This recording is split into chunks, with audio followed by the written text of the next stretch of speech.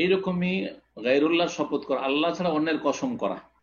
মায়ের কসম করছি, দানা ছুঁয়ে কসম করছি, ছেলের গায়ে হাত দিয়ে কসম করছি, মহিলারা স্বামীর গায়ে হাত দিয়ে কসম করছি, দানা মিলবে না, মাটি ছুঁয়ে কসম করছি, মাটি মিলবে না, এগুলি সব শিরকি কসম, আল্লাহর কসম করতে হবে।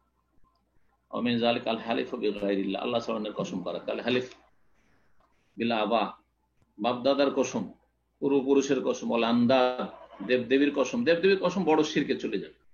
কেউ যদি আব্দুল কাদের জিলানীর কসম করে, ওইটা বাবার কসমের মতো নয়, কারণ বাবা কেউ সেজদা করে না, বাপের কবরে কেউ সেজদা করতে, মায়ের কবরে কেউ সেজদা করে না, কিন্তু আব্দুল কাদের জিলানীর কবরে সেজদা করছে, জি, তাওয়াফ করছে, বড় বড় খাসি মোরগ আর মোর জবাই হচ্ছে।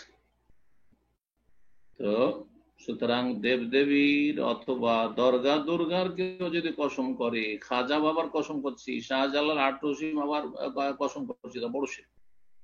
কারণ এদেরকে মাবুদ হিসাবে সাব্যস্ত করেছে। কাবার কসম না, কাবার রবের কসম করবেন, আল্লাহর কসম, কাবার মালিকের কসম। আর কাবা হচ্ছে ইট পাথরের নাম, একটা বিল্ডিং এর নাম, যেটা আমাদের কিবলা। সুতরাং কাবার কেউ কসম করেছে, শিরক হলো ছোট শিরক।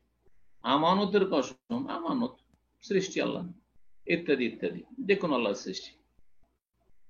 রাসূলুল্লাহ সাল্লাল্লাহু আলাইহি ওয়াসাল্লাম বলেছেন, লা তাহলিফু বিআবাইকুম, তোমরা তোমাদের পূর্বপুরুষ বাপদাদার কসম করিও না, ওয়ালা বিউম্মাহাতিকুম, তোমার মা দাদা দাদি দাদি নানি এদের কসম করিও না, ওয়ালা বিল আন্দাদ, তোমাদের দেবদেবী উপাস্যের কসম করিও না।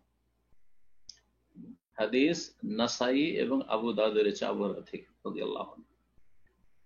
রাসূলুল্লাহ আরো বলেছেন, লা তাকুলু ওয়াল কাবা, তোমরা বলিও না ওয়াল কাবাতে, কাবার কসম, ওয়ালাকিন কুলু ওয়া রাব্বিল কাবা, কাবার রবের কসম। ফুজতু ওয়া রাব্বিল কাবা, সাহাবীরা বলতেন কাবার রবের কসম। হাদিস হচ্ছে ইমাম নাসাই তার সুনানে বর্ণনা করেছেন, ইমাম আহমদ হাদিসটি বর্ণনা করেছেন, এবং হাদিসটিকে ইমাম মুস্তাদরাক হাকিম ইমাম হাকিম মুস্তাদরাকে হাদিসটিকে সহিহ বলেছেন, এবং ইমাম যাহাবীও সেটা সমর্থন করেছেন। রাসূলুল্লাহ আরো বলেছেন, লা তাহলিফু ইল্লা বিল্লাহ, একমাত্র আল্লাহর কসম করে, আল্লাহর কসম, রহমানের কসম, আল্লাহর গুণবাচক নাম দিয়ে কসম করতে পারেন, রবের কসম, আমার মালিকের কসম, মালিক মানে আল্লাহ, মালিকের কসম। মালিক মানে দুনিয়ার কোন কোম্পানির মালিক বস নয়। রাজার কসম যদি কেউ করে, রাষ্ট্রপতির কেউ কসম করে, শিরক করবে।